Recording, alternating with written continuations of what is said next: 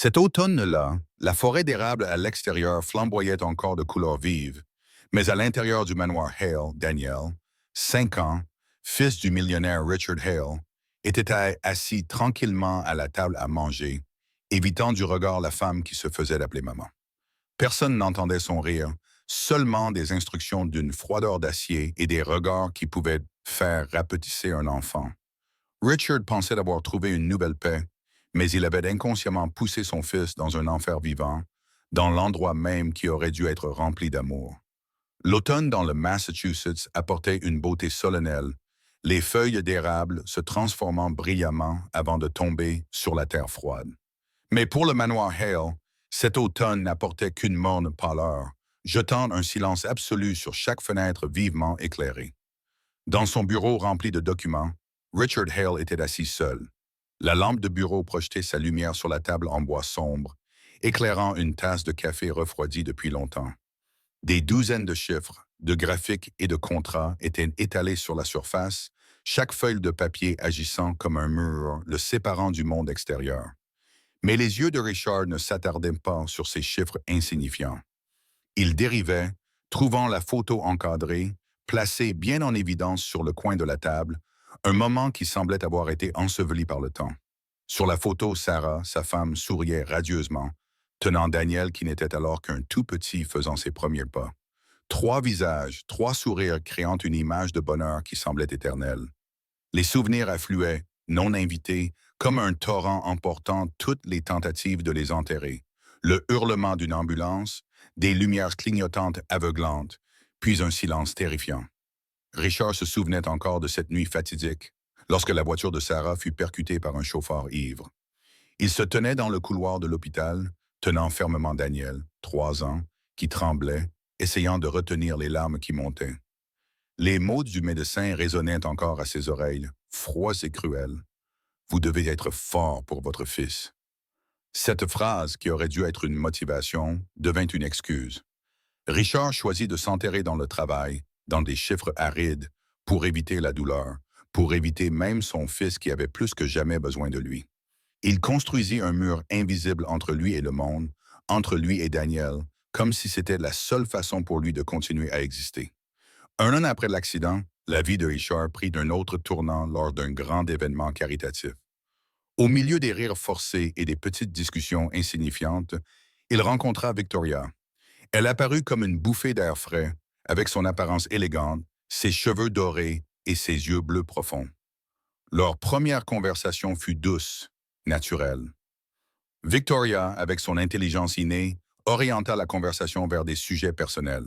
« J'ai toujours rêvé d'avoir une petite famille chaleureuse, dit-elle, sa voix douce comme de la soie. Lorsque Richard mentionna Daniel par hasard, ses yeux s'illuminèrent d'intérêt, d'une subtile empathie. Quel dommage, un si adorable garçon sans mère. Vous avez dû avoir du mal.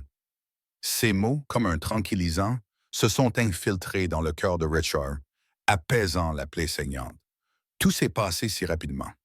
Le mariage eut lieu quelques mois plus tard, simple mais élégant. Margaret, la gouvernante qui était au service de la famille Hale depuis longtemps, observait de loin, les yeux remplis d'une inquiétude à peine voilée. Elle savait que Richard essayait de combler un vide, mais Victoria était-elle la bonne personne? Actuellement, Daniel avait 5 ans.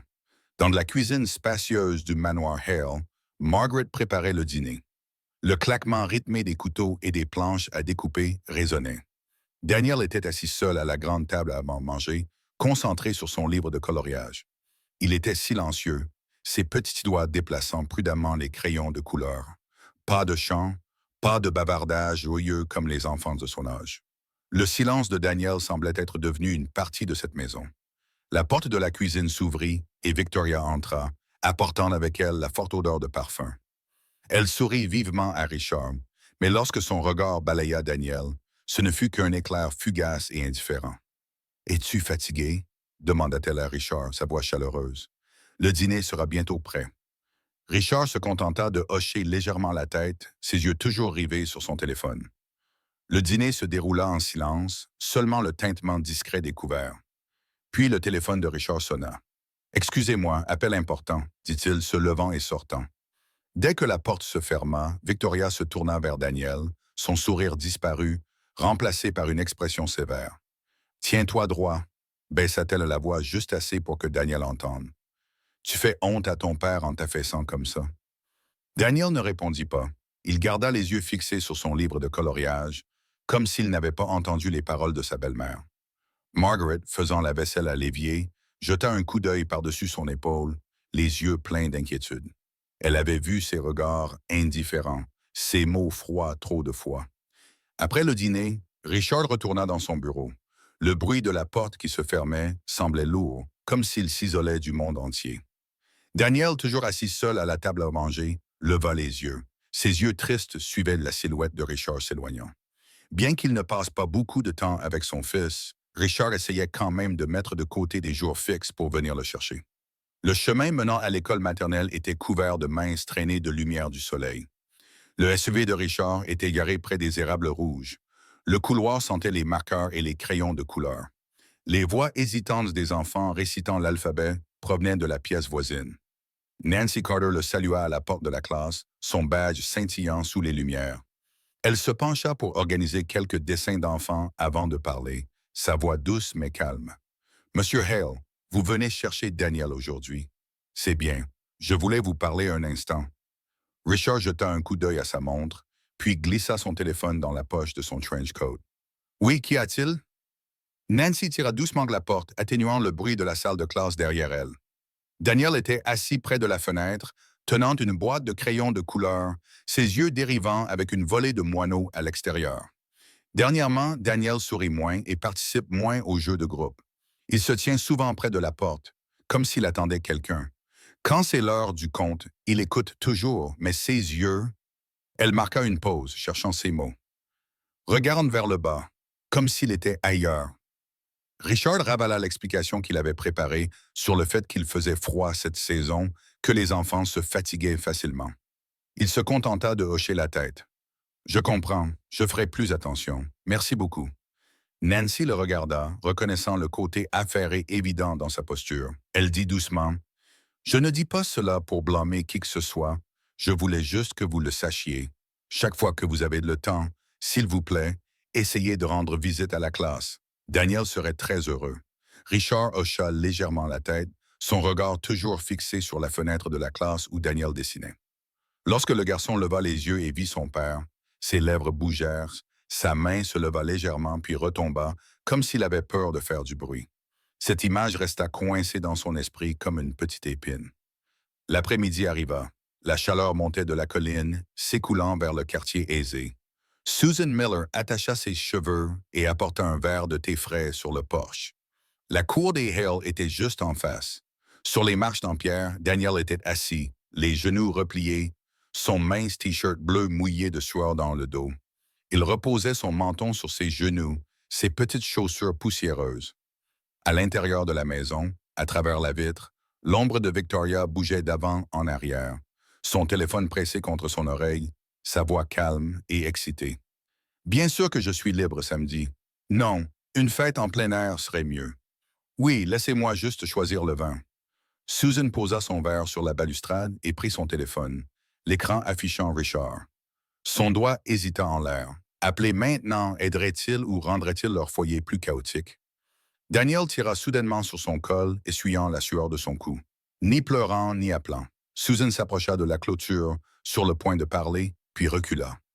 Les yeux du garçon se tournèrent à nouveau vers l'intérieur de la maison. L'ombre de Victoria passa, souriant toujours. Susan raccrocha, soupirant. Elle connaissait la ligne mince entre se soucier et s'immiscer, mais lorsque Daniel se leva, tremblant alors qu'il brossait la poussière de ses genoux, elle sentit une piqûre sur sa nuque. La prochaine fois, elle ne resterait peut-être pas immobile comme elle l'avait fait aujourd'hui.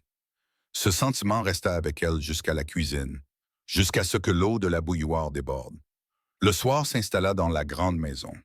La cuisine spacieuse sentait le poulet rôti et une légère touche de romarin s'accrochait au rideau. Margaret se déplaçait entre le four et l'évier avec des gestes efficaces, ses épaules légèrement voûtées par l'âge. Daniel était assis près de la table, feuilletant son dessin du matin, ajoutant un auvent à la maison. Richard rentra une demi-heure en retard, sa cravate desserrée, ses yeux portant encore les lumières du bureau. Victoria apparut derrière lui dès qu'il entra dans la cuisine, son sourire exercé. J'ai fait de la soupe, tu devrais essayer. Le dîner se déroula tranquillement, avec seulement le doux cliquetis des cuillères contre les assiettes. Daniel mangeait lentement, ses yeux sur l'horloge murale. Margaret lui servit un peu plus de purée de pommes de terre. Richard posa sa fourchette, s'essuyant la bouche machinalement. J'ai dû aller à l'école de Daniel aujourd'hui. Il regarda Victoria. Pourquoi Daniel était-il assis dehors cet après-midi? L'expression de Victoria ne changea pas. Elle inclina la tête, sa voix douce avec une pointe d'autocritique. J'étais inquiète aussi. Il n'arrêtait pas d'errer dans le jardin, et quand je l'appelais, il ne répondait pas. Je pense qu'il s'ennuie encore de sa mère. Je veux juste qu'il s'habitue à moi progressivement.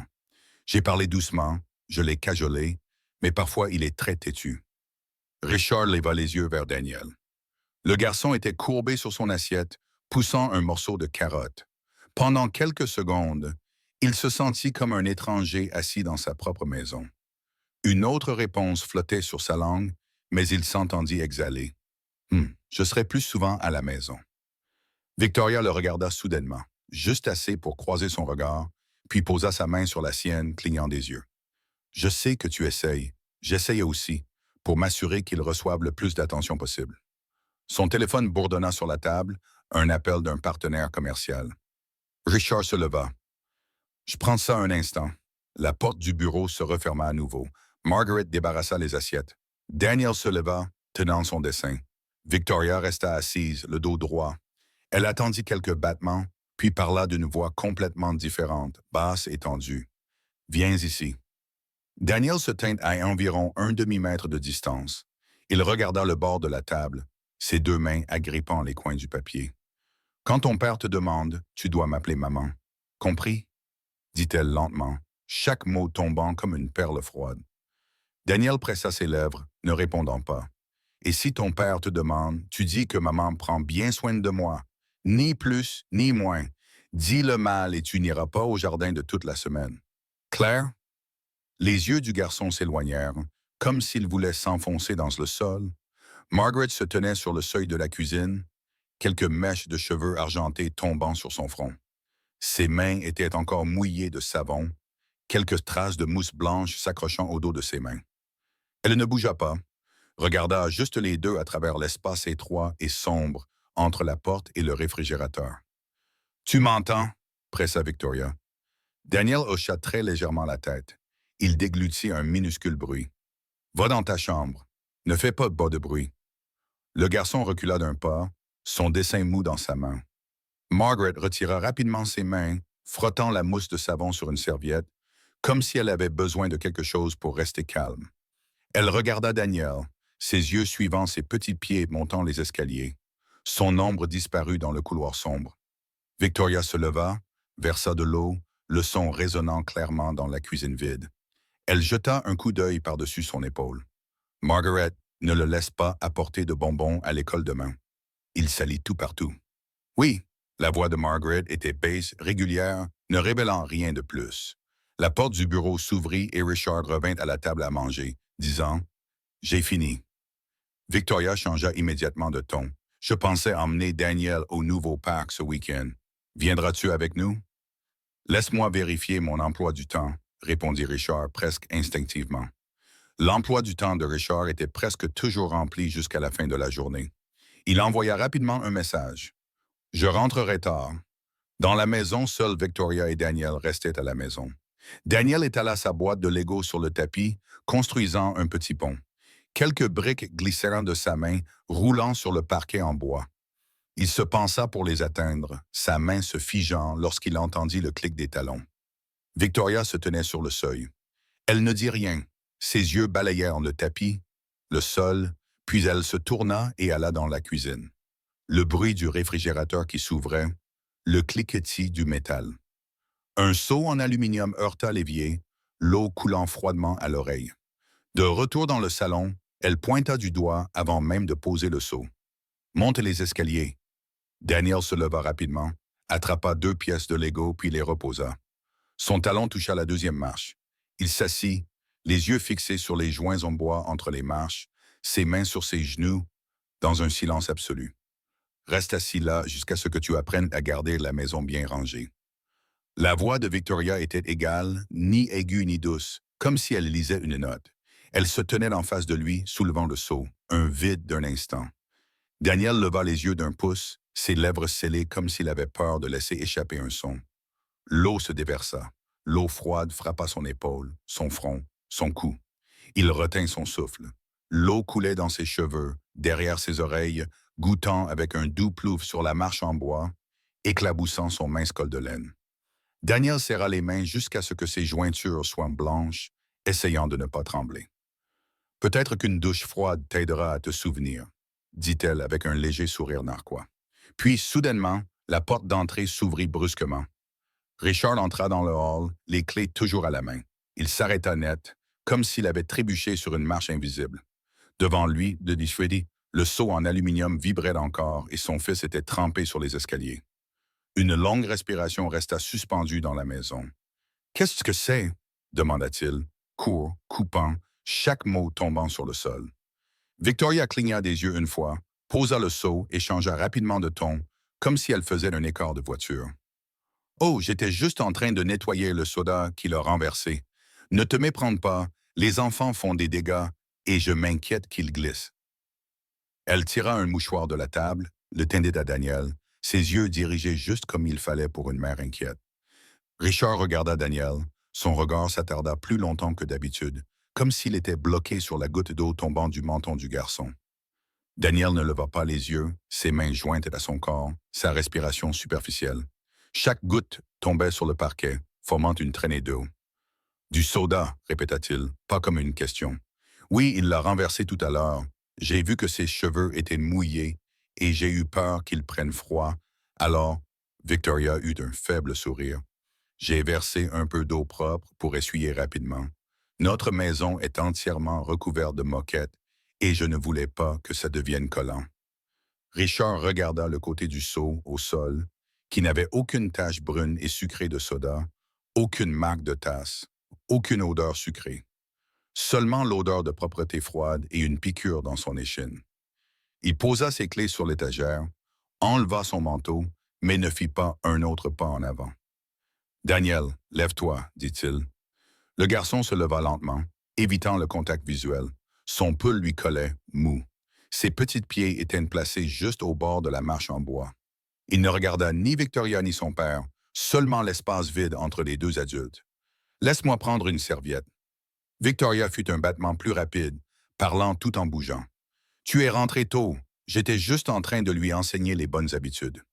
Si tu n'es pas un peu strict, alors... » Elle laissa la phrase en suspens, laissant le mot « gâté » flotter, non dit. Richard ne répondit pas. Il regarda à nouveau le seau, puis la main de son fils tremblant très légèrement. Il ravala une autre question, sa main se leva puis retomba, comme s'il ne savait pas où la mettre. Victoria revint avec la serviette, s'approcha, ses mouvements parfaitement attentifs. « Viens ici, maman va t'essuyer. » Daniel tressaillit légèrement, faisant un demi-pas en arrière. Un petit mouvement, mais Richard le vit. Il dit « Ça va, laisse-moi faire. » Victoria fit une légère pause, puis céda la serviette, souriant toujours. « Tu l'essuieras. Je vais aller nettoyer dans la cuisine. » Elle prit le seau et marcha rapidement. Le bruit de l'eau se déversant dans l'évier résonna à nouveau, puis le robinet fut fermé dans le silence. Richard tenait la serviette mais ne toucha pas la tête de son fils. Il regarda directement Daniel. « As-tu renversé quelque chose? » Daniel déglutit. Il ouvrit la bouche puis la referma. 1 seconde, 2 secondes passèrent. Il secoua très légèrement la tête. L'eau s'accrochait encore à ses cils. Il ne pouvait pas dire si c'était de l'eau froide ou des larmes. « D'accord, va dans ta chambre et change-toi. » Richard lui tendit la serviette, sa voix basse. Daniel hocha la tête, serrant la serviette comme un bouclier, marchant devant lui. L'odeur de froid traînait derrière son ombre. Il disparut au coin du couloir. Victoria revint les mains vides, ayant adopté un autre sourire. Un sourire accompagné de juste assez de lassitude.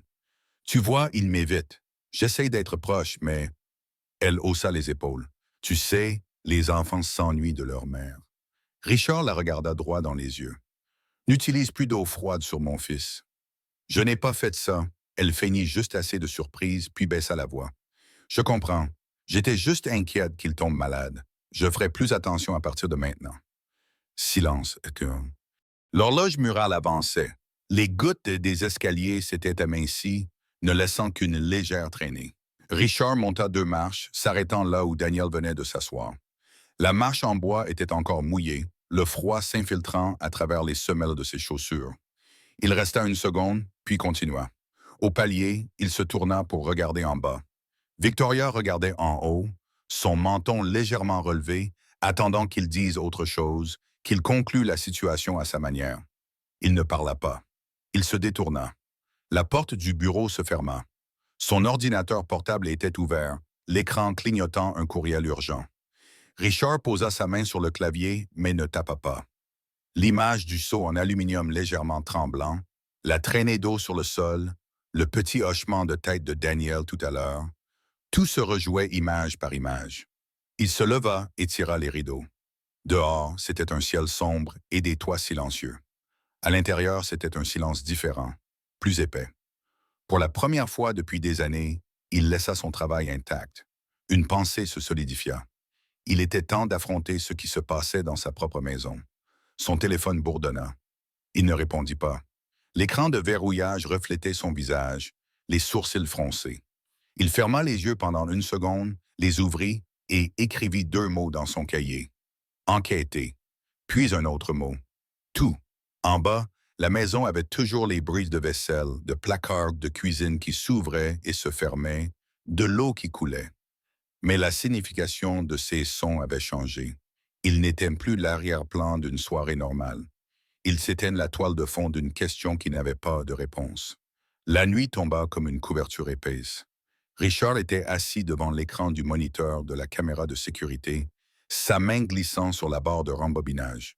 De petites images apparurent, le coin de la cuisine, le couloir, la salle à manger. Les lumières infrarouges ponctuaient des zones froides et lumineuses. Il s'arrêta sur le cadre sombre de la cuisine de la nuit précédente.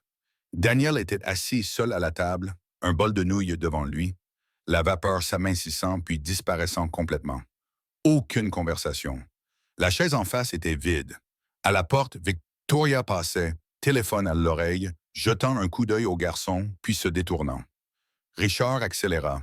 Daniel mangeait lentement ses nouilles, levant occasionnellement les yeux comme s'il espérait que quelqu'un entre. Personne ne le fit. Le bruit de sa cuillère était très faible. Il ralentit lorsqu'il vit Victoria revenir dans la cuisine, tirer une chaise et s'asseoir à côté de lui. Mais elle ne toucha pas le bol, ni ne parla. Daniel rassembla le courage de demander, sa voix mince captée par le microphone. « Quand est-ce que maman revient ?» Victoria ne répondit pas. Elle actionna un interrupteur près de la porte et la lumière de la salle à manger s'éteignit soudainement. Puis elle quitta le cadre, plongée dans les teintes grises de la lumière nocturne. Daniel resta immobile pendant quelques secondes, puis remua ses nouilles une fois de plus, comme juste pour les finir, puis débarrassa lui-même son bol. Richard se pencha en arrière sur sa chaise, fixant l'écran. Le curseur de la souris était immobile. Il rembobina 5 minutes, puis 10 minutes, regardant à nouveau le même segment, comme pour vérifier si sa mémoire le trahissait. Ce n'était pas le cas. Tout était clair. Son fils mangeait seul, posait une question à laquelle personne ne répondait, et la lumière s'éteignait comme une porte se fermant à son visage. Il ferma son ordinateur portable et prit son téléphone. « Mark, rejoins-moi tôt demain. » Mark Reynolds arriva 10 minutes plus tôt que prévu, portant du café. Ils s'assirent à une petite table près de la fenêtre du café. Dehors, la rue était vide, la brume s'élevant de la rivière comme de la fumée. « J'ai besoin que tu réenquêtes sur le passé de Victoria, » dit Richard, allant droit au but. Ses relations, ses finances, ses poursuites judiciaires, tout. Mark le regarda un instant, puis ouvrit son cahier. « Avez-vous une raison spécifique? » Richard fit tourner sa tasse en papier, ses yeux ne quittant pas la table. « J'ai une vidéo, assez pour savoir que je n'invente rien. » Mark hocha la tête. « Je vais le faire. Mais Richard, si vous êtes déjà méfiant, alors soyez prêt à entendre des choses que vous ne voulez pas entendre. »« Je sais, » répondit-il, sa voix sèche. « Le plus tôt sera le mieux. » Mark ferma son cahier. « Je vous ferai savoir dès que j'aurai quelque chose. » Ce matin-là, Victoria poussa la porte du bureau de Richard avec son coude, son autre main portant un plateau de café. L'arôme emplit la pièce. Je l'ai faite plus fort, juste comme tu aimes. Elle posa la tasse, jetant un coup d'œil à l'écran de son emploi du temps de réunion. Ton emploi du temps est si chargé aujourd'hui, hein? Richard repoussa sa chaise, attrapant un dossier. Oui, je voulais parler un peu. Victoria s'assit sur le bord d'une chaise, ses mains jointes. J'essaie si fort de me rapprocher de lui, mais Daniel est difficile à coopérer. Il n'écoute ni quand je parle doucement, ni quand je le cajole. Je suis fatigué. Elle fit une pause, baissant la voix. Si tu étais plus souvent à la maison, je suis sûr que les choses seraient plus faciles pour moi et pour lui. Richard la regarda directement. La phrase « si tu étais plus souvent à la maison » resta suspendue dans la pièce comme un piège. Il ne réagit pas immédiatement. Je comprends. Je veux juste que tu comprennes. Je ne veux pas que tu penses que je me plains, mais j'apprends à être mère petit à petit, alors qu'il est... Elle exhala. Très têtu. La porte était entr'ouverte et Margaret passa, portant un panier de serviettes propres. Elle marqua un demi-pas de pause lorsqu'elle entendit la dernière phrase. Ses yeux se contractèrent brièvement puis se détendirent. Elle continua à marcher, ne faisant aucun bruit. Par la fente de la porte, elle vit Richard mettre sa tasse de café de côté, assis immobile. Son visage était inchangé, mais ses yeux s'étaient assombris. « Je comprends, dit-il sèchement. Je vais arranger quelque chose. » « Merci. » Victoria se leva, souriant juste assez. « Je vais à la cuisine. » Elle referma la porte avec un clic net. Richard baissa la tête, écrivant une ligne dans son cahier. « Soir à la maison. » En dessous, il marqua une pause, ajoutant une autre puce. « Vérifier caméra cuisine semaine dernière. » Dans la cuisine, Margaret disposa tranquillement le petit déjeuner pour Daniel. Le garçon était assis droit sur sa chaise, regardant son bol de flocons d'avoine comme si c'était une tâche. Victoria entra, tenant une bouteille d'eau non bouchée, parlant juste assez fort pour être entendue. « N'oublie pas de saluer clairement ton professeur à l'école aujourd'hui. Ne t'affale pas. »« Oui, » répondit Daniel doucement. Victoria partit, le bruit de ses talons réguliers. La porte se ferma derrière elle. Margaret ouvrit un tiroir, sortit un petit biscuit enveloppé de papier ciré et le plaça devant Daniel. « Mange un peu plus pour réchauffer ton estomac. » Daniel leva les yeux. Leurs regards se rencontrèrent pendant une seconde, puis il regarda à nouveau vers le bas. Sa petite main gigota avec le bord de l'emballage. « Mange juste. Ne t'inquiète pas, » dit Margaret doucement. Daniel en cassa un morceau et le mit dans sa bouche. Elle se tourna pour essuyer le comptoir, pour lui épargner l'embarras. Sur l'étagère, la tasse avec Sarah imprimée dessus était toujours à son endroit habituel, inutilisée depuis longtemps. Margaret y jeta un coup d'œil sans la toucher, comme elle le faisait chaque matin. Les pas de Victoria résonnèrent de loin et Margaret se pensa, protégeant le biscuit restant avec une assiette en céramique. Quand elle entra, seul le doux cliquetis d'une cuillère se fit entendre dans la cuisine. Le regard de Victoria balaya la table. Un mince sourire revint. « Daniel, quand tu as fini, va te changer. Ne sois pas en retard. » Oui. Il posa lentement sa cuillère et se leva. Margaret regarda le garçon disparaître derrière le cadre de la porte, sa main serrant le bord de la serviette, puis la relâchant. Elle se dirigea vers l'évier, ouvrit l'eau, laissant le son masquer son rythme cardiaque accéléré. Le téléphone de Richard bourdonna vers 8 heures du soir. Mark Reynolds parla brièvement. « J'ai quelque chose que vous devez entendre. Rendez-vous au bureau. » Sur le bureau de Mark se trouvait un mince dossier. Il le poussa vers Richard, ouvrant la première page. Victoria vivait avec un homme d'affaires à Hartford. La relation a duré 8 mois, s'est terminée rapidement après cela. Elle a reçu une somme substantielle de soutien. Le doigt de Mark toucha une note agrafée. Il y a des rumeurs selon lesquelles elle ne sort qu'avec des hommes aisés. Pas de poursuite judiciaire, mais le modèle se répète. Richard regarda des photos d'accords de transfert, des messages fragmentés et des calendriers d'événements caritatifs auxquels ils avaient assisté ensemble. Il ne commenta pas, demanda juste. « D'où vient cette information? » Deux connaissances de l'autre partie. Ils ne veulent pas être impliqués, mais leurs descriptions correspondent. Je vous enverrai un résumé. Richard ferma le dossier, sa voix neutre. « Merci. Continue de creuser. Finances, amis, habitudes. Plus de détails seront les bienvenus. » Le lendemain matin, dans la cuisine, Victoria versait du lait dans le bol de céréales de Daniel, son sourire matinal parfaitement en place. Ce soir, je l'emmène au parc. Tu rentres tard? Je dois aller à New York pour 3 jours, réunion consécutive, dit Richard calmement, touchant ses clés de voiture. Mark te contactera si quelque chose arrive à la maison. Victoria hocha la tête, juste assez d'inquiétude dans son expression. Prends soin de toi, je m'occuperai de la maison. Daniel leva les yeux pendant une demi-seconde, puis baissa la tête, mangeant ses flocons d'avoine à la cuillère. Margaret se tenait à l'évier sans se retourner. Richard quitta la maison, sortit du quartier, tourna sur l'autoroute, puis prit la prochaine sortie. 15 minutes plus tard, il s'enregistra dans un petit hôtel sur une colline, regardant directement vers le manoir Hale. De sa valise, il sortit 2 caméras temporaires. Avant la nuit, il rentra chez lui sous prétexte d'avoir oublié des documents, installant rapidement l'une dans le coin de la cuisine et l'autre dans le coin du salon, cachée dans une plante en pot. Le signal allait directement à son appareil. La première nuit, il ouvrit son ordinateur portable. L'écran était divisé en 2 volets. Dans la cuisine, Daniel dînait avec Margaret. Dans le salon, Victoria regardait la télévision, téléphone à la main. Rien d'inhabituel. Richard se pencha en arrière, ses yeux clignant rarement. Le deuxième matin, la caméra de cuisine enregistra Victoria mangeant seule son petit déjeuner. Puis, à midi, elle était dans ce salon au téléphone. Le son filtrait à travers le microphone, la voix de son amie résonnant vaguement. La voix de Victoria était claire, légère comme l'air. Maintenir une bonne image devant ton mari est facile. Souris juste et fais semblant d'aimer l'enfant. Il est trop occupé pour savoir ce qui se passe vraiment. Elle sourit faiblement dans le salon. La lumière du soleil se reflétait sur la table en verre, rendant ses mots plus secs. Richard resta immobile, sa main serrant fermement la souris. Il rembobina, écouta à nouveau, puis sauvegarda l'enregistrement dans un dossier nommé Jour 2. L'après-midi, un autre appel. Victoria dit avec désinvolture, « Le divorce peut toujours être négocié. Je ne pars pas les mains vides. J'ai juste besoin de choisir le bon moment. » Richard coupa le son. Il ne claqua pas la table, ne jura pas.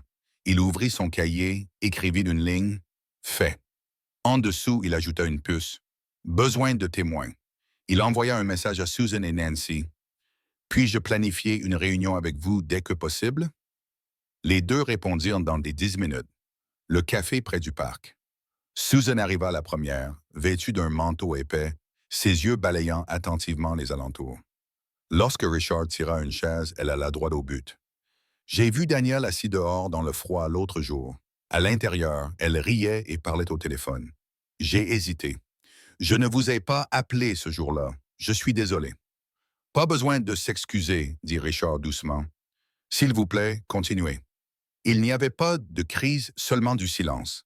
Daniel, il était recroquevillé comme s'il avait peur de déranger qui que ce soit. Richard hocha la tête, le visage tendu. Nancy entra plus tard, portant un petit dossier. Comme d'habitude, elle plaça une note d'enseignante sur la table. Ce mois-ci, Daniel a moins participé aux activités de groupe. Quand on raconte des histoires, ses yeux dérivent vers la porte. Il demande souvent « Est-ce que papa vienne aujourd'hui? » Je pense qu'il manque de sentiment de sécurité. Susan jeta rapidement un coup d'œil à Richard. Il se pencha en arrière, ses mains jointes, sa voix contenue. « Merci à vous deux. J'ai besoin que vous soyez prête à confirmer ce que vous avez vu lorsque cela sera nécessaire. »« Je suis prête, » répondit Susan. « Moi aussi, » ajouta Nancy. « Mais Richard, parlez à Daniel. Ne parlez pas seulement à travers les autres. » Il resta silencieux pendant quelques secondes. « Je sais, merci. » Ils quittèrent le café alors que le brouillard s'installait. Richard resta seul sur le trottoir pendant 1 minute de plus. Il ouvrit son téléphone, regarda la liste des fichiers audio, puis le rangea. Ses pas vers la maison étaient comme un chemin prédéterminé. Son téléphone bourdonna. Victoria apparut sur l'écran. « Je pensais que nous pourrions organiser une petite fête à la maison ce week-end. Inviter quelques membres du conseil d'administration et quelques voisins. » Sa voix était légère comme l'air. Pour la collecte de fonds, la socialisation, et ça montrera aussi à tout le monde que notre maison est stable. « Bonne idée, » répondit Richard calmement. « Vas-y et fais une liste. Je m'occuperai de la cuisine et du système de sonorisation. »« Super, c'est pour samedi. Je m'occuperai du vin. » L'appel se termina. Son visage était calme, mais à l'intérieur, un interrupteur s'était activé. Une scène au bon moment, au bon endroit. Aucune occasion n'exposerait mieux la vérité que celle-ci. Il ouvrit son calendrier, encerclant le samedi soir. Les lustres étaient tous allumés. Une douce musique de fond jouait. Les invités discutaient en petits groupes, les verres de vin s'entrechoquant doucement. Victoria se déplaçait légèrement comme une brise, saluant tout le monde, son sourire parfaitement adapté. Elle lia habilement les bras avec quelques invités, demanda des nouvelles de leurs enfants, rappela un vieil événement de collecte de fonds. Tout était juste. Daniel portait un plateau de biscuits sur le tapis. Le plateau était grand pour ses petites mains. Chaque fois qu'il s'arrêtait, il le soulevait juste assez pour que les adultes puissent facilement prendre un biscuit. Ses yeux évitaient toujours le regard de Victoria. Margaret suivait à quelques pas derrière, pas ostensiblement, juste prête si le plateau s'inclinait. L'incident se produisit rapidement. Daniel trébucha sur le bord du tapis et le plateau s'inclina légèrement. Un verre d'eau sur une table voisine vacilla, se renversant sur la robe d'une invitée. Un petit halètement s'échappa. La pièce s'arrêta pendant un demi-battement. Daniel resta figé, les lèvres pressées, les yeux fixés sur la robe mouillée. Victoria était déjà à ses côtés. Elle se pencha, tamponnant légèrement le tissu, son sourire toujours intact. « Je m'excuse pour ce petit incident. Je m'en occupe. » Puis elle pencha la tête près de l'oreille de Daniel, les coins de sa bouche ne souriant plus.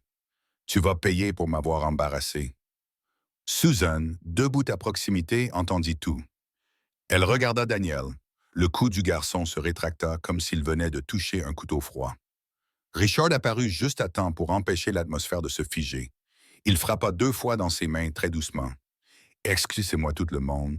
Veuillez vous déplacer dans le salon un instant. J'aimerais partager un moment de famille. » Les invités murmurèrent curieusement et suivirent. Victoria fit une pause d'un demi-pas, puis réussit un sourire guideur. « S'il vous plaît, par ici. » Le grand écran s'abaissa, les lumières de la pièce s'éteignirent. Richard se tenait près des commandes. Sans longue introduction, il appuya sur un bouton. L'image apparut. L'escalier Hale, Daniel recroquevillé sur la 3e marche, le seau en aluminium brillant, l'eau se déversant, le bruit aigu des gouttes sur la marche en bois. La voix de Victoria. « Peut-être qu'une douche froide t'aidera à te souvenir. » Personne ne rit. Un profond halètement résonna quelque part. Susan plaça sa main sur sa bouche. Margaret serra fermement son mouchoir, ses yeux rivés sur l'écran. Richard appuya sur suivant. Des extraits audio d'un appel. La voix de Victoria claire et légère. « Maintenir une bonne image devant ton mari est facile.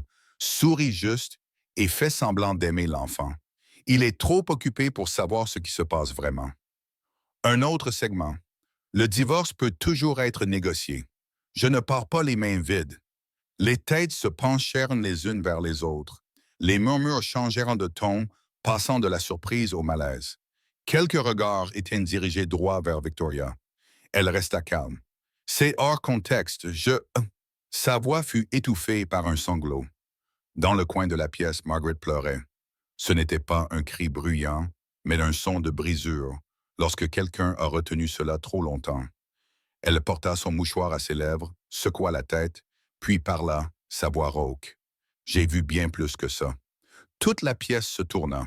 Elle se tenait droite, les larmes coulant, mais son visage n'était pas baissé. Elle laissait le garçon manger seul, verrouillait sa porte quand il avait de la fièvre, prenait ses jouets et les jetait en disant que les mauvais enfants apprennent à perdre. Le faisait se tenir sur le porche froid pour réfléchir. Il demandait sa mère et elle éteignait les lumières. Un silence de mort. Margaret essuya ses larmes, prononçant chaque mot comme si elle mettait en lumière quelque chose qu'elle avait caché depuis trop longtemps. Je suis restée silencieuse parce que j'avais peur d'être renvoyée, que Daniel n'ait personne pour essuyer ses larmes. Je suis restée pour qu'au moins chaque nuit, quelqu'un puisse remonter sa couverture, le regarder respirer régulièrement avant qu'il ne s'endorme. Si je partais, il serait complètement seul. Susan hocha la tête avec emphase. J'ai vu le garçon être laissé dehors dans le froid glacial. J'aurais dû vous appeler immédiatement, Richard. Nancy fit un demi-pas en avant. En classe, Daniel sourit moins, regarde par la fenêtre. Ce n'est pas une coïncidence. Les enfants n'inventent pas la peur. Victoria parla, sa voix montant d'un demi-ton. C'est un complot pour me calomnier. J'ai essayé d'être une mère. Assez, la coupa Richard, sa voix basse mais traversant ses mots. Nous avons tous clairement entendu. Il quitta sa position près de l'écran et marcha droit vers Margaret. Il n'utilisa pas de mots fleuris. Il la serra fort mais chaleureusement dans ses bras. Merci d'être resté avec mon fils quand je n'étais pas là. Margaret hocha la tête dans son étreinte, ses épaules tremblant toujours. La pièce redevint silencieuse pendant un autre battement. Quand Richard la lâcha, il se tourna vers Victoria, son regard ne vacillant plus. Ce mariage se termine aujourd'hui. Fais tes valises et quitte la maison. Une phrase nette et définitive. Victoria ouvrit la bouche. Aucune parole préparée ne sortit. Elle regarda autour d'elle, croisant les regards froids de quelques membres du conseil d'administration, les hochements de tête agacés de deux invités, les yeux détournés de l'homme qu'elle avait essayé d'impressionner plus tôt dans la soirée. Toutes les portes sociales se fermèrent en un seul moment de regard partagé. Elle essaya de reconstruire son sourire. « Je pense que tu... » « Il n'y a plus rien à penser, » dit Richard. Victoria posa son verre sur le plateau, le doux tintement résonnant comme une ponctuation finale. Elle tourna le dos et traversa la foule. Personne ne l'arrêta, personne ne lui tint la main. Seuls des yeux la suivirent, froids comme du verre. Les lumières de la pièce se rallumèrent. La musique s'arrêta. Les invités commencèrent à se disperser tranquillement, saluant Richard, quelques-uns posant une main sur son épaule sans long mot. Nancy s'inclina devant Daniel. Susan se tint à l'écart, laissant de l'espace aux garçons pour courir vers là où ils croyaient. Daniel serra Margaret fort dans ses bras. Il enfouit son visage dans son épaule, comme s'il y enterrait la moitié de lui-même.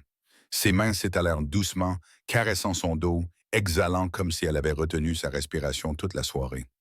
Richard se tenait à proximité, posant une main sur l'épaule de son fils. Il ne promit pas avec des mots. Son regard faisait le travail, direct, clair, comme un engagement auquel il s'était lié. Une semaine après la fête, la maison Hale était exceptionnellement calme. Les jouets de Daniel n'étaient plus bannis du salon. Le soir, Richard étalait l'ensemble de Lego sur le tapis, laissant Daniel choisir les couleurs des briques. Père et fils construisaient un petit pont. Daniel souriait plus, levant parfois les yeux pour demander « Es-tu libre demain, papa? »« Oui, je t'emmènerai à l'école demain. » Il hocha la tête avec l'assurance innocente d'un enfant. Dans la cuisine, Margaret essuyait la table, souriant à la réponse, mais les rides d'inquiétude autour de ses yeux demeuraient. Elle n'avait plus à éviter le regard de personne, mais parfois elle restait immobile devant l'égouttoir, comme si elle attendait qu'une autre porte claque. Puis, lundi matin, Nancy rangeait le casier de Daniel pour changer son manteau lorsqu'elle trouva une mince enveloppe glissée dans son cahier. Pas de nom, papier blanc, l'odeur d'encre fraîche. Elle l'ouvrit. Une ligne de texte tremblante et penchée. « Ne pense pas que tu seras en sécurité quand je ne suis pas là. » Nancy se figea un instant, son cœur ralentissant. Elle regarda la cour de récréation où Daniel arrangeait des petites voitures avec deux amis. Elle appela Richard. 15 minutes plus tard, Richard était à l'école. Nancy lui tendit l'enveloppe, parlant de manière concise. « J'ai vérifié toute la classe. Personne n'a apporté ce type de papier. Je n'ai pas mis Daniel au courant. » Richard la lut, ses doigts se serrant sur le papier. « Merci, je vais m'en occuper. Je peux le signaler à la sécurité de l'école. » Pas encore. Il mit le papier dans la poche intérieure de son manteau. « J'ai besoin de savoir d'où ça vient. » Dans l'après-midi, Margaret ouvrit la porte pour accueillir père et fils à la maison. Avant même que Richard n'entre dans la maison, il demanda « Quelqu'un d'étrange a-t-il visité la maison aujourd'hui? » « Non, monsieur, » répondit Margaret. Daniel se tenait derrière son père, ses yeux suivant la poche du manteau où il venait de mettre l'enveloppe. Il leva les yeux. « Papa, qu'est-ce qui ne va pas? »« Rien. Va te laver les mains, puis viens dîner. » Richard ébouriffa les cheveux de son fils, un geste rassurant. Alors que Daniel courait à l'étage, Richard appela Mark. « J'ai besoin que tu trouves Victoria. Où est-elle? Qui rencontre-t-elle? Et vérifie les téléphones de son ancien personnel qui était proche d'elle. »« Je suppose qu'elle est toujours dans le coin, » répondit Mark. « Je vérifie immédiatement. » La nuit, Mark envoya les premiers résultats. Victoria louait un appartement dans un immeuble de grande hauteur en centre-ville, payé 3 mois à l'avance, et utilisait un nouveau numéro de téléphone. Elle avait été vue dans un bar chic le week-end avec un homme étrange. Plus important encore, son ancien numéro envoyait toujours des SMS à quelqu'un de l'ancien personnel de la maison Hale, un nom que Richard connaissait. La plupart des messages avaient été supprimés, mais le timing coïncidait avec le jour où Daniel a reçu la note. Mark rappela, « Il est possible qu'elle fasse pression sur vous pour obtenir plus d'argent lors du divorce. » « Je vais confirmer cela, » dit Richard. « Merci. » Le lendemain matin, Richard planifia une réunion avec un court message texte. « Parlons publiquement. 11 heures de Café Riverfront. » Le message fut envoyé au numéro que Victoria avait utilisé auparavant. Peu de temps après, une réponse apparut. « OK, je veux entendre ce que tu prévois de faire avec ta petite famille. » La phraséologie familière et sarcastique. Le café donnait sur la rivière, avec quelques tables vides près de la fenêtre. Richard arriva le premier, son manteau déboutonné. Il plaça son téléphone dans sa poche, la fonction d'enregistrement déjà activée. Victoria entra à l'heure, ses lunettes de soleil glissant comme un accessoire de théâtre. Elle s'assit en face de lui, son sourire aussi mince qu'une ligne tracée. « Nous allons parler franchement, » commença Richard. Il y avait un morceau de papier glissé dans le sac d'école de mon fils. « Était-ce toi? » Victoria eut un sourire narquois. « J'ai beaucoup de choses en tête.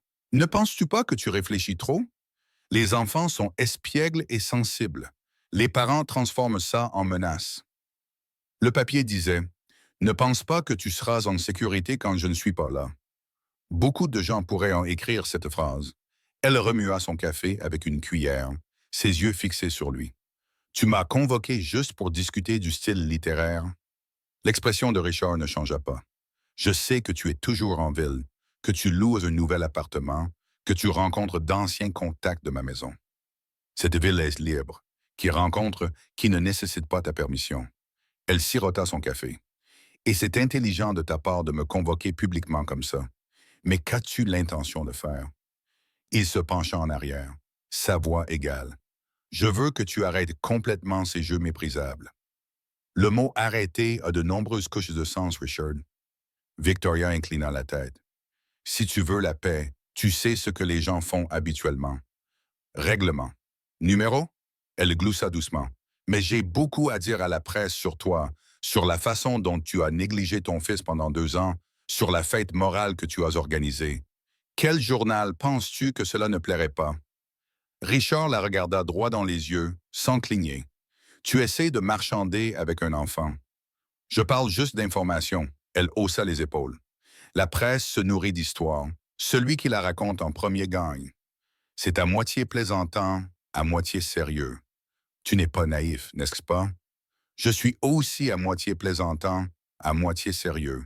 Tout sera enregistré à partir de maintenant, et si tu touches à Daniel, je demanderai la protection au tribunal. » Victoria se pencha en arrière, souriant comme quelqu'un qui sait que son adversaire a sorti un couteau, mais n'a pas encore frappé. « Tu as l'air si différent. Le jour de notre mariage, tu avais l'air plus doux. »« Je ne peux pas être doux avec un diable qui a fait du mal à mon fils, » dit Richard. Un bref silence. À la table voisine, des cuillères tintaient contre des tasses. Victoria posa sa cuillère, parlant très lentement, comme si chaque mot était en équilibre sur une pointe d'aiguille. « Ce que je veux n'est pas grand-chose. Partir, mais ne pas partir les mains vides, tu comprends. Ton avocat discutera avec Mark. » Richard se leva. « Et souviens-toi, n'écris plus de notes pour le sac d'école d'un enfant. » Il quitta la table. Victoria ne l'appela pas, ni ne regarda après lui, vérifiant seulement son rouge à lèvres dans son poudrier, comme si elle venait de terminer une performance. Dehors, Richard remonta son manteau jusqu'au cou. Il marcha droit devant lui, ne se retournant pas, sa main droite serrant fermement son téléphone dans sa poche. Le fichier audio était en sécurité à l'intérieur. La phrase « J'ai beaucoup à dire à la presse » se détachait comme une ligne claire. Sa respiration se stabilisa progressivement. Le chemin du retour n'était pas court, mais cette fois, il avait quelque chose à placer sur l'échiquier et l'ombre qui venait de s'agiter n'aurait plus de cachette. Le texte de Mark arriva à midi. Quelqu'un à l'intérieur l'aidait. Immédiatement après, une photo floue de caméra de rue. L'ancien chauffeur de la famille Hale marchant à côté de Victoria, tous deux la tête baissée, parlant dans un parking souterrain du centre-ville. Richard appela immédiatement. Plus de détails. Il l'a rencontré au moins 3 fois après que Victoria a déménagé, répondit Mark. J'ai également vérifié la caméra près de votre portail quelques semaines avant la fête. Le chauffeur a secrètement passé un sac noir par la porte latérale. Le timing coïncide avec votre voyage d'affaires. Une veine pulsa dans la tempe de Richard. Qu'y avait-il dans le sac? J'ai obtenu une copie de la caméra de son appartement, vos documents financiers et personnels, d'anciens relevés, des contrats d'investissement, des signatures scannées, peut-être des photos prises à partir de votre classeur à la maison. Richard resta silencieux un instant. Arrange une rencontre avec lui.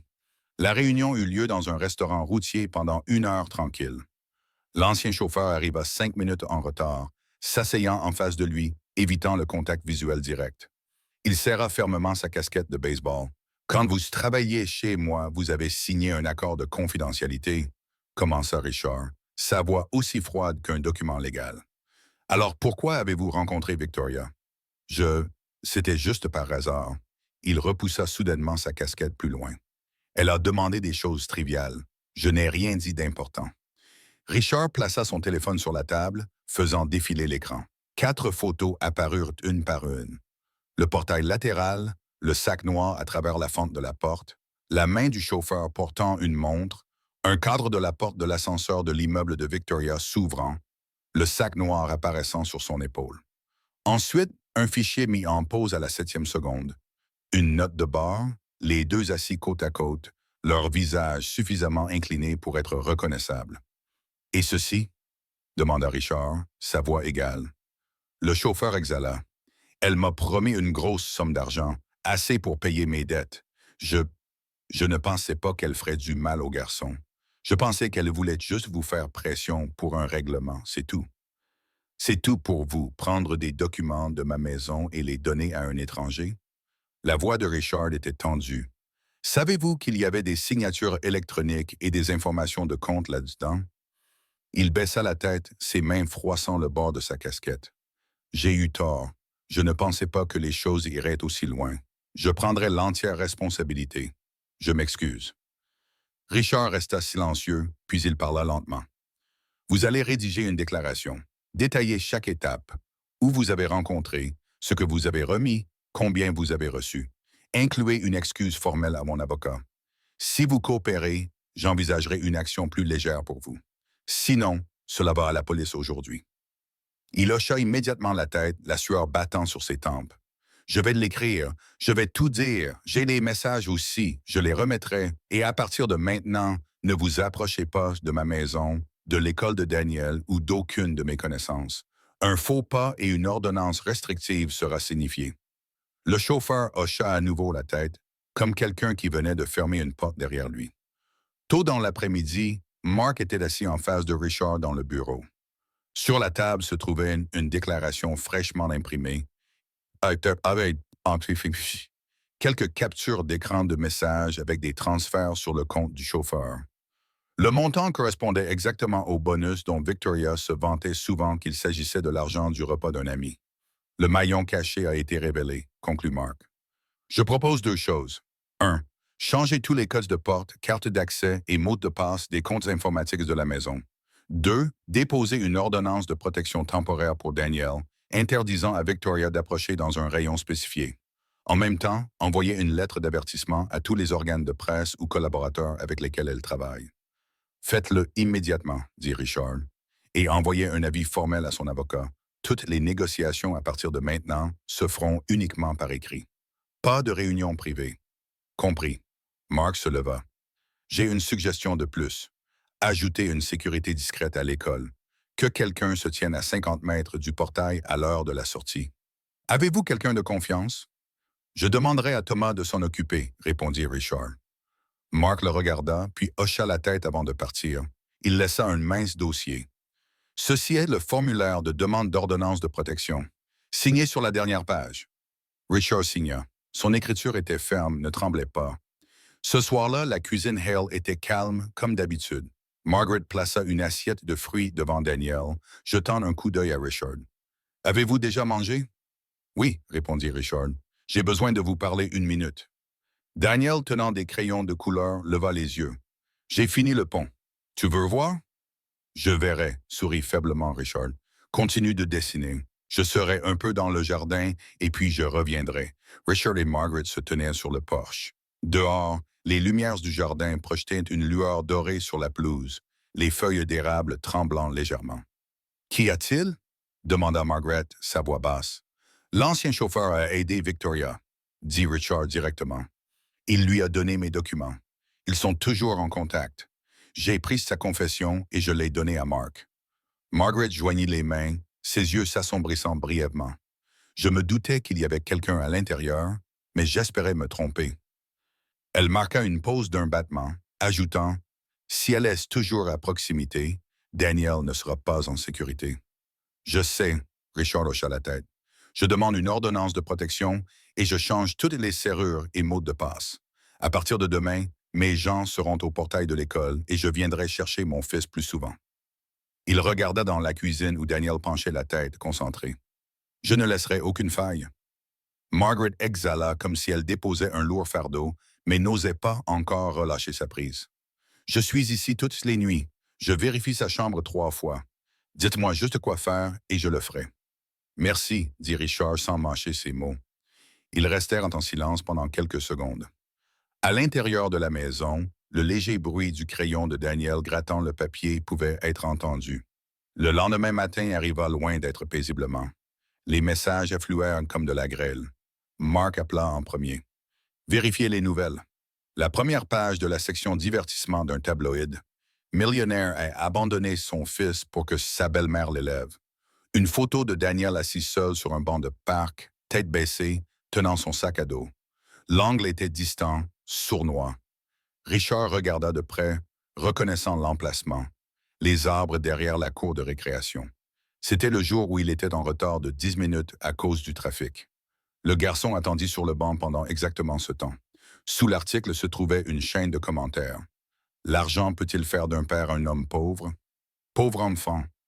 Un compte ajouta une photo prise du bord de la route, devant la maison Hale. Le nombre de partages augmenta rapidement. Les téléphones de l'entreprise sonnèrent, signalant des reporters rôdant à l'extérieur du hall. Le personnel des relations publiques envoya un message. « Devons-nous publier une déclaration en réponse immédiatement? » « Pas encore, répondit Richard. Il appela Mark. « Cet angle, c'est celui du chauffeur. » Je le pensais aussi. Les horodatage correspondent. Je vais envoyer une demande de suppression des photos pour atteinte à la vie privée, mais cela prendra du temps. Faites-le immédiatement.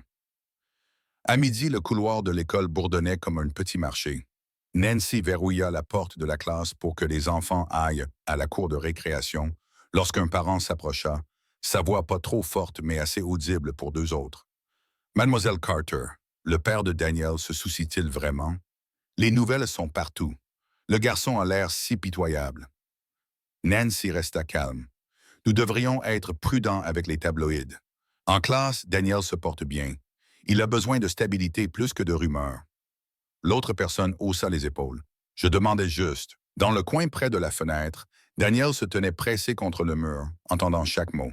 Il remonta son sweat à capuche, marchant vers la cour de récréation plus lentement que d'habitude. Lorsqu'il rentra à la maison, il s'assit silencieusement sur le siège arrière, ne disant rien.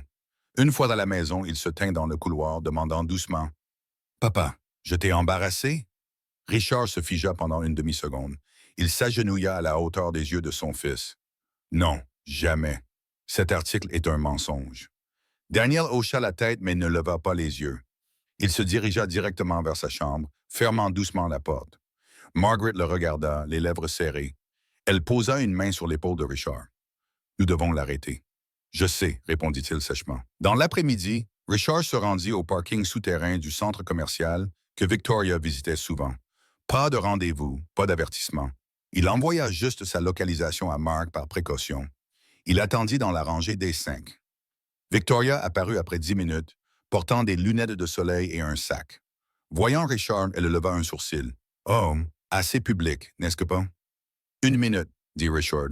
« Ensuite, tu pourras aller où tu veux. » Elle s'appuya contre un pilier, air détendu. « Parle, héros de la fête. » Richard ouvrit son téléphone, jouant l'enregistrement audio du Café Riverfront. La phrase « J'ai beaucoup à dire à la presse » résonna clairement sous le plafond en béton. Il rangea son téléphone. Si tu continues, j'apporterai tout au tribunal. Enregistrement, caméra, témoignage et l'ordonnance de protection a déjà été déposée. Victoria se moqua. Penses-tu vraiment que le tribunal te croira plus qu'une épouse éconduite? La presse préférerait mon histoire, n'est-ce pas? Femme mise à la porte d'une maison riche. Est-ce que ce titre te semble bon? Cette fois, il ne s'agit pas de la presse, dit Richard. Il s'agit du tribunal et le tribunal regarde les preuves, pas les gros titres. Elle tapota son ongle contre la sangle de son sac. Je n'ai jamais touché le garçon. J'ai juste dit quelques mots. Il n'y a pas de loi qui interdit aux gens de dire ce qu'ils savent. Menacer un enfant est suffisant. Richard glissa une mince enveloppe dans sa main. Ceci est un avertissement légal officiel. Toi et toute personne impliquée, surtout ce chauffeur, si vous continuez à suivre Daniel, vous ferez face à la police. Victoria jeta un coup d'œil à l'enveloppe, souriant. Tu es si vif. Je pensais que tu savais seulement comment t'asseoir en réunion. Elle repoussa l'enveloppe, chuchotant en retour. Ne me rende pas les choses difficiles. Un paiement de clôture pour une sortie en douceur. Envoie-le à ton avocat. Richard évita sa main. Les accords ne passent que par des documents écrits, c'est tout. Dans l'après-midi, dans la petite salle de réunion du bureau de Mark, sur la table se trouvait un enregistreur vocal, une pile de formulaires de rapports imprimés avec des colonnes pour l'heure, le lieu et les personnes pertinentes. Richard arriva le premier, vérifiant les fichiers de vidéo qu'il avait copiés sur une clé USB avec 2 copies de sauvegarde enregistrées dans le cloud. Margaret entra, son manteau portant encore l'odeur de savon. Elle s'assit près de la fenêtre, plaçant ses mains sur ses genoux pour les empêcher de trembler. Nancy arriva plus tard, portant un dossier scolaire d'évaluation. Susan hocha la tête. « Bonjour », laissant tomber son écharpe en laine sur une chaise. Enfin, l'ancien chauffeur marchant près du mur comme s'il essayait de se faire plus petit.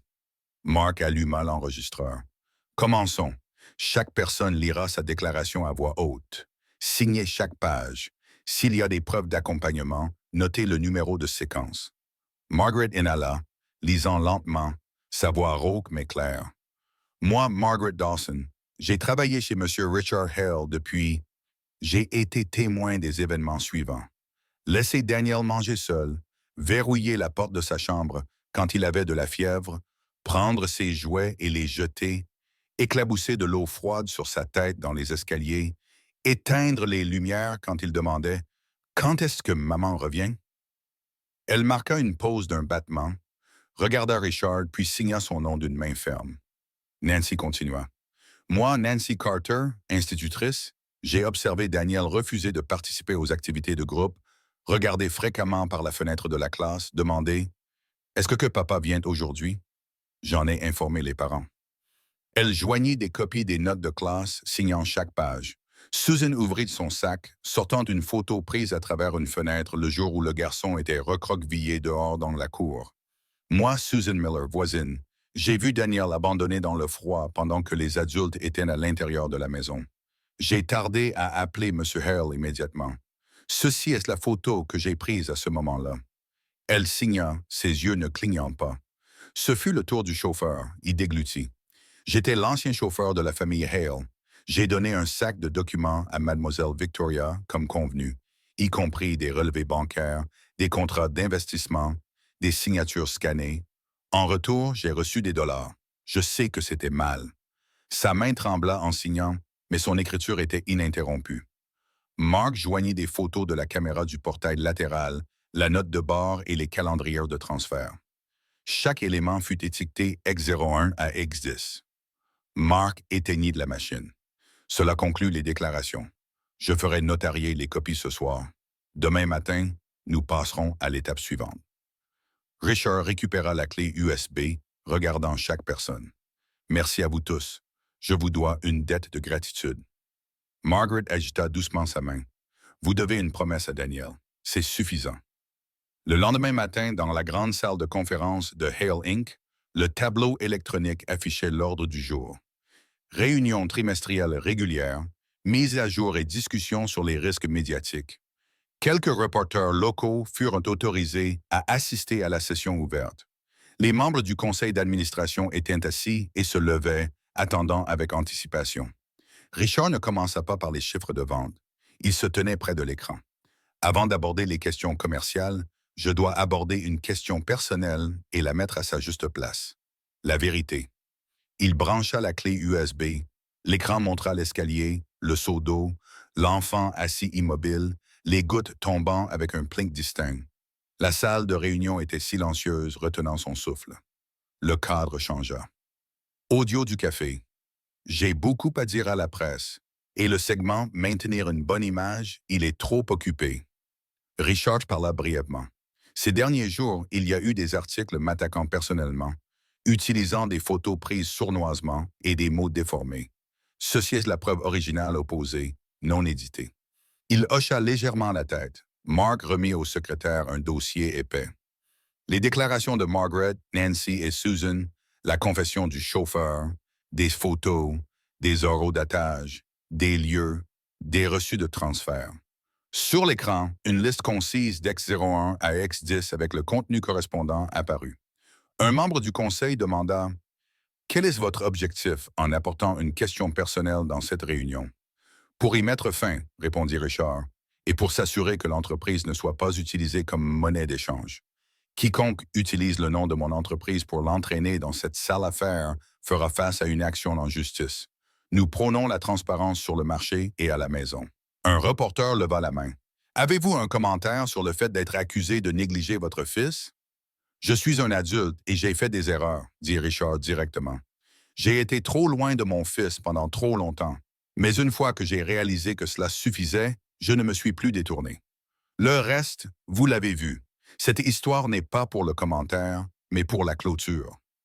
Il se reconnecta aux diapositives, un résumé des plans d'affaires pour le prochain trimestre, des réponses rapides aux questions opérationnelles. Son ton resta sur la bonne voie, calme, contrôlé, non défensif. À la fin de la réunion, Mark s'approcha et chuchota. Son avocat vient d'envoyer un message. Ils acceptent un divorce inconditionnel, retirant toutes les tentatives de négociation. Envoyez une confirmation écrite, répondit Richard, et transmettez-la au tribunal pour continuer le traitement de l'ordonnance de protection. Des messages vinrent de 2 numéros auparavant proches de Victoria. Désolé, ne peut pas venir à la fête ce week-end. Un autre lien social venait de tomber. Les messages étaient brefs mais suffisants pour signaler que le vent avait tourné. Dans l'après-midi, la cour d'école était froide et ensoleillée. Daniel sortit en courant du portail, son bonnet de laine de travers. Il vit Margaret debout près de la voiture, les bras ouverts. Il sourit, se précipitant dans son étreinte, son rire clair et sans hésitation. Margaret serra le garçon comme si elle tenait une petite plante en pot qui venait de traverser une tempête. Richard s'approcha, posant une main sur l'épaule de son fils. Le pire est passé maintenant. Daniel leva les yeux, ses yeux sombres demandant « Allons-nous à la maison pour de la soupe au poulet, papa? »« Oui, et ce soir, je lirai 3 chapitres de ton livre. »« 4. » Daniel leva 4 doigts. 4. Richard sourit, concédant la petite victoire. Sur le chemin du retour, Suzanne envoya un SMS. « Lus les nouvelles, ils ont publié une collection. » Nancy envoya une autre photo de Daniel pendant le cours d'art. Un nouveau pont avec 2 personnes dessus, l'une plus petite, souriant plus clairement que jamais. Richard regarda la photo, sa main détendue sur le volant. Mais sous ce sentiment de légèreté, une corde tendue restait, la vigilance.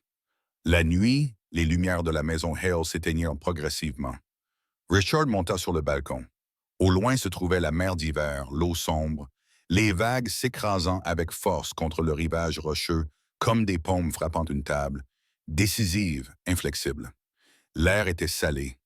Il pensait au dossier qu'il venait de soumettre, aux noms qui avaient quitté sa maison, aux gens qui s'étaient tenus à ses côtés tout au long de ce voyage court mais long. Derrière lui, Daniel bougea dans sa chambre, le léger bruissement des couvertures. Richard se retourna, refermant la porte vitrée. Avant de tirer les rideaux, il regarda l'horizon une fois de plus. La mer n'était toujours pas entièrement calme, et il comprit que la paix n'était qu'une pause entre 2 vagues. Mais au moins, à partir de maintenant, chaque vague devrait le dépasser avant d'atteindre son fils, Daniel. L'histoire de Daniel et Richard n'est pas seulement une question d'exposition d'une agresseuse se faisant passer pour une famille, mais aussi le voyage d'un père, même un puissant millionnaire, apprenant à mettre le travail de côté et à regarder directement dans les yeux de son fils. Parfois, pour sauver un enfant, vous n'avez pas besoin de pouvoir ou d'argent, juste de quelqu'un d'assez courageux pour croire que le silence d'un enfant est aussi un appel à l'aide. Personne n'est né prêt à protéger quelqu'un du mal, mais ce qui compte, ce n'est pas de savoir si nous avons suffisamment de preuves, mais si nous avons suffisamment d'amour pour ne pas tourner le dos. Que pensez-vous de cette fin? Si vous étiez Richard, auriez-vous agi plus tôt? Avez-vous déjà négligé un petit signe et l'avez regretté plus tard? Et si vous ou quelqu'un que vous connaissez gardez quelque chose de non dit dans votre cœur, rappelez-vous que personne ne devrait souffrir seul. Je suis là, lisant chaque commentaire et écoutant vraiment.